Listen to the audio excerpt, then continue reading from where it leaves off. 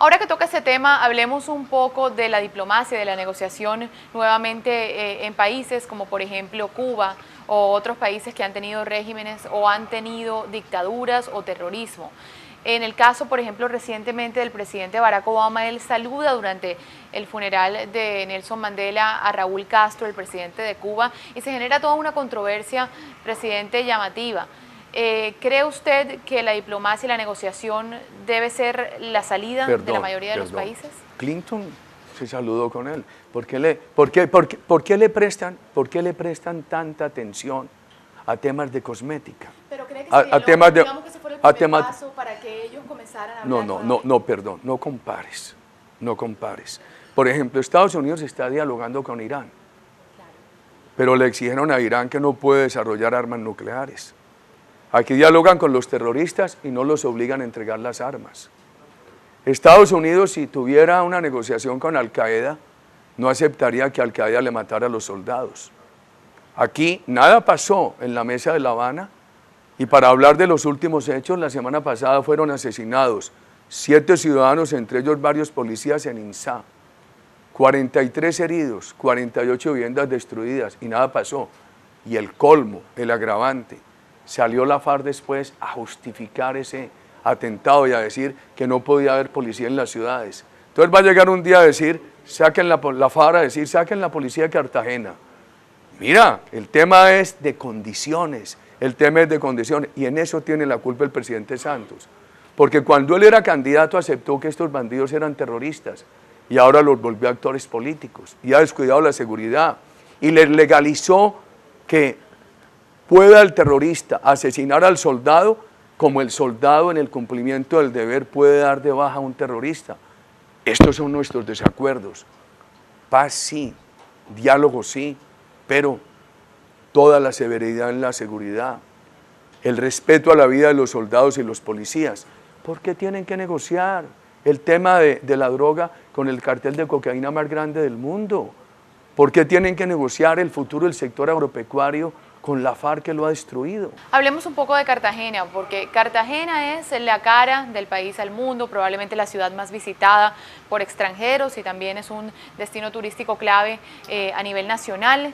Pero sin embargo es una de las ciudades del país que más problemas sociales tiene, no tiene un buen sistema de salud, está en un momento crítico en todo lo que tiene que ver con la seguridad. Por ejemplo, el alcalde recientemente ha anunciado que va a militarizar barrios en los que hay un grave problema de pandillas. ¿Qué debe hacer el gobierno nacional para ayudar a Cartagena? Porque si bien Cartagena le trae mucho al gobierno nacional, pienso que está un poco descuidada. Presidente, ¿usted qué opina? A ver, en los años nuestros, aquí se impulsó mucho el turismo, en nombre del segundo pilar de nuestro gobierno, la promoción de la inversión. Todos esos hoteles que se han construido son importantes es porque generan empleo formal. Se apoyó mucho la seguridad, íbamos mejorando, y la política social. Un Día de la Madre de nuestro gobierno inauguramos aquí el programa Familias en Acción. Esos primeros kilómetros que construimos en la vía perimetral de la Ciénaga de la Virgen, donde además se instalaron con ayuda de nuestro gobierno los megacolegios, eso no fue por tener una vía ahí, no fue simplemente por defender la Ciénaga o por defender esos barrios de las inundaciones, fue para empezar a reivindicar esas comunidades.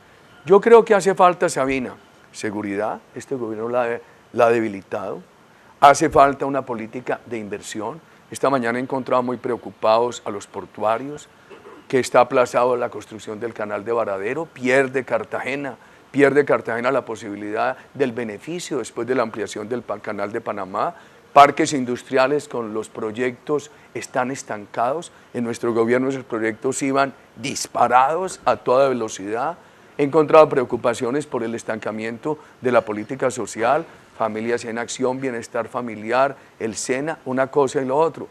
Yo creo en un gobierno que dé seguridad, promueva inversión, avance en lo social, nuestra propuesta con el candidato Oscar Iván Zuluaga y los candidatos al Congreso. Una sola jornada, que los niños en lugar de estar 4 horas en el colegio, estén 8. Que en la clase o en el deporte, que estudiando química o en la cultura. Eso los previene del narcotráfico. Además, le va a ayudar mucho a Colombia en el tema agropecuario, porque él dice, denles 2 alimentos diarios durante 360 días. Y que todos entren a la universidad una vez sean bachilleres o a una tecnología.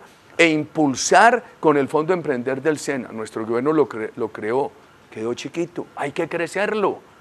Que todos esos jóvenes tengan recursos para el emprendimiento. Pero el Estado tiene que ser austero. Él se entusiasmó mucho cuando recibió la herencia de petróleo. Dijo que iba a llegar, gracias a la herencia, a 2 millones de barriles al día. Está en menos de 1 millón. Y no hay exploración, porque no se aprueban las licencias y porque no puede haber exploración en el Putumayo y en el Caquetá, porque la FARC no lo permite. Él recibió la herencia para adelantar el canal de Varadero en Cartagena, que tiene que ayudarle mucho a Cartagena a beneficiarse de la ampliación del canal de Panamá. 3 años, y eso está en el olvido, y eso está directamente relacionado con el empleo en Cartagena. Entonces, el ministro de Hacienda dice, es que ellos heredaron un recaudo de 67 billones y ahora recaudan 100. ¿Y a dónde está la plata? Se la han derrochado. Se la han gastado en mermelada. Y otra preguntita, señor ministro, no se olvide que fue gracias al esfuerzo de promoción de inversión de nuestro gobierno que ustedes han recibido este recaudo. Señor ministro, ¿por qué se lo han gastado en mermelada? ¿Por qué se lo han gastado en publicidad? ¿Por qué se lo han gastado en puestos para los congresistas? ¿Por qué se lo han gastado en contratos para beneficiar a los congresistas? Gástense esa plática en educación, en emprendimiento de los jóvenes, en el SENA, en vías, no la derrochen. Presidente, también envíele entonces un mensaje al presidente Juan Manuel Santos, porque él también saca su lista de datos en los que él dice que su gobierno está gestionando bien y que además a nivel de seguridad él le ha dado duros golpes a la guerrilla de las FARC. Aquí no ha hecho, salvo el crecimiento de los pasajeros internacionales en el aeropuerto, que me complace mucho y quedé muy contento de ver el aeropuerto tan bello, correspondió a nuestro gobierno renovar la concesión, no he hecho sino recibir quejas, que me comprueban esta libreta de calificaciones, se la voy a leer. Índice de Desarrollo Humano de Naciones Unidas, mide los avances sociales de un país. En el gobierno Santos, Colombia ha perdido 12 posiciones. El índice de Ambiente e Inversión, en nuestro gobierno Colombia ganó 40 posiciones. En el gobierno Santos ha perdido 8 posiciones. Informe Mundial de Competitividad, en el gobierno Santos hemos perdido una posición. En nuestro gobierno, las bases del esfuerzo educativo iban mejorando en las pruebas internacionales. Acaban de publicar las pruebas PISA. El gobierno colombiano nos llevó a que perdiéramos 10 posiciones. Mira, en nuestro gobierno redujimos el secuestro de 2.882 a 282. Hasta la semana pasada, este año, iban 305. Y sigue, y sigue, y sigue. Yo creo que todavía hay remanentes, todavía hay herencia de un viento en unas regiones colombianas, de una buena herencia que le dejamos al presidente Santos, la ha derrochado. Doctor Álvaro Uribe Vélez, expresidente de Colombia y candidato al Senado por el partido Uribe Centro Democrático, muchísimas gracias por haber estado aquí en esta entrevista y por habernos dado tanto de su tiempo al canal Cartagena. Muchas gracias, estimados televidentes, muchas gracias. Muchas gracias.